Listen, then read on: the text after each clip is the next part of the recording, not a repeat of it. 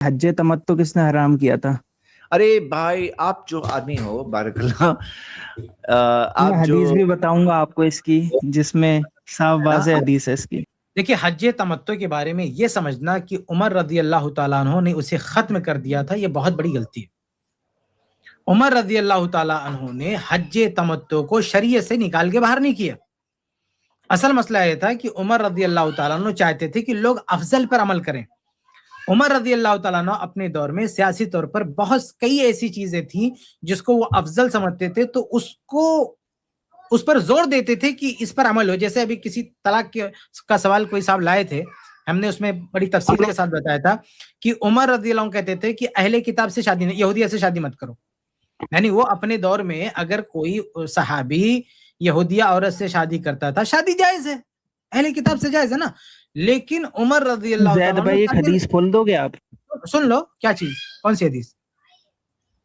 بھئی آپ پہلے جواب اچھے اوپن مائنڈ سے پہلے میری سنو، بات سن لو، پھر آپ جو حدیث مانگو گے ہم آپ کو دے جیسے دیں سن گے۔ لو، پھر جو سوال ہوگا پوچھنا۔ ہاں جی پہلے سن تو لو۔ ہاں جاؤ سن لو۔ جیسے کتابیہ سے شادی کرنے کا مسئلہ ہے، یہودیہ سے شادی کرنے کا مسئلہ ہے، اسلام میں چیز جائز ہے، لیکن افضل کیا ہے بھئی؟ افضل فظفر بذات الدین ہے۔ صحیح بخاری کی روایت ہے کہ تنکح المرأۃ لاربعین، کہ 4 چیزیں دیکھ کے لوگ شادی کرتے ہیں، تو فرمایا کہ فظفر بذات الدین، آپ جب شادی کرو تو دینداری کو ترجیح دو۔ تو دینداری کو ترجیح دینے کا صاف مطلب یہ ہے کہ بھئی وہ مسلمانوں میں آپ کو سرچ کرنا ہے، مسلمانوں میں آپ کو سلیکٹ کرنا ہے۔ اب اگر کسی نے غیر مسلم سے جا کے جو برگرچہ اہل کتاب ہے لیکن اس سے جا کے شادی کر لیا، کہاں اس نے دینداری کو ترجیح دیا؟ بھائی جائز تو ہے لیکن وہ چیز بہتر نہیں ہے۔ تو عمر رضی اللہ تعالیٰ نے جو بہتر چیز ہے کہ ایک صحابی، ایک مسلمان عورت سے شادی کرے، وہ اس بہتر چیز کو زبردستی جو ہے وہ کہتے تھے کہ بھئی اجازت ہی نہیں دینا چاہتے تھے، کہ جبر کرتے تھے کہ آپ ایسے ہی شادی کرو۔ اور اگر کوئی یعنی نبی کو نہیں پتا تھا کون سی چیز بہتر ہے۔ میری بات سمجھنے کی کوشش کرو، میری بات سن لو۔ اور اگر جن لوگوں نے شادیاں کی ان کی تفریق کروا دیتے تھے، وہ چھڑوا دیتے تھے کہ نہیں ایسا نہیں چلے گا، لیکن عمر رضی اللہ تعالیٰ عنہ نے اس کو حرام نہیں کہا۔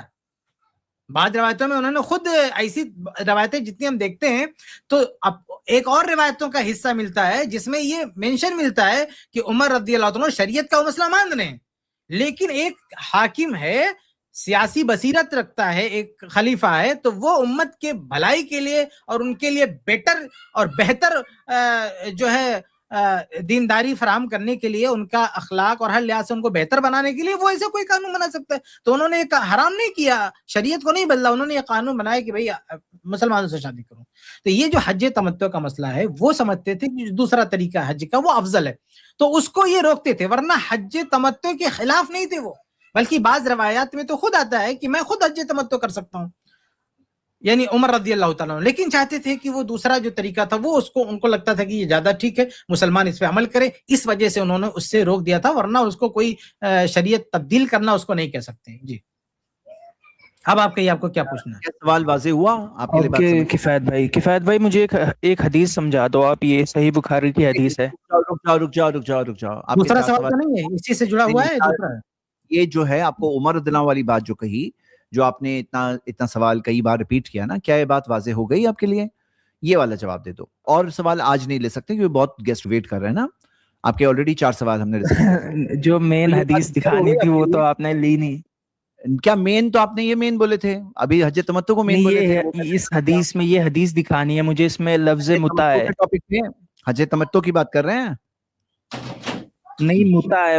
چلو متع کا ٹاپک پھر کبھی لے لیں گے، ہم لوگ اوپن، ہم لوگ متع پہ اسٹریم کیے بھائی، ہم لوگ متع ٹاپک اسٹریم پہ، یاد رکھیں ہم لوگ ٹاپک سے نہیں بھاگتے، بلکہ میرے خیال سے اس حدیث میں ہاں جی ابھی، لیکن آج ہم لوگ کیونکہ 4 ٹاپک آپ کے لے لیے نا، اس لیے میں نے آپ کو بیک اسٹیج کر دیا، اور باقی آپ اینی ٹائم آئیے، موسٹ ویلکم۔ ہاں نیکسٹ ٹائم آئیے، اور جو بھی آپ نے قبول کیا اس پہ قائم رہیے میرے بھائی۔ سچائی والے لوگ ایسے ہوتے ہیں، کیونکہ آج آپ کو جھوٹ بولنا ہے، تقیہ کرنا ہے، آپ کر سکتے ہیں دنیا میں، لیکن کیا فائدہ؟ قبر میں جائیں گے وہاں تھوڑی تقیہ چلے گی، وہاں پہ فرشتے کے سامنے تقیہ کر پائیں گے؟ نہیں کر پائیں گے نا۔ تو اس لیے ایماندار رہو، یہاں بھی کام آئے گا، وہاں بھی کام آئے گا۔